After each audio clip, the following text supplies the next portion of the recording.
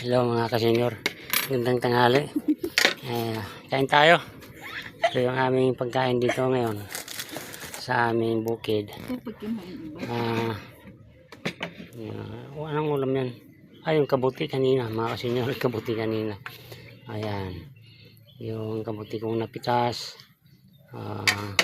hinaluan ng gulay pakbit. So yan, alam mo, karne na yung karne namin dito sa bukid mga kasenyor. Ayan, may kanin. Ayan, prito. So yan pagkain namin dito sa bukid. So sino nakaka-relate dito, pakipusuan na lang sino yung may gusto nitong kumain ng isang kabuti. Tawagin sa amin kasi hindi pa naman yun yung panahon ng kabuti, bakit tumulo sa punong burok kasi yun ang panahon talaga ng kabuti, August yung mga panahon ng sibulang kabuti na galing sa lupa. So yan tayo mga kasenyor, let us pray.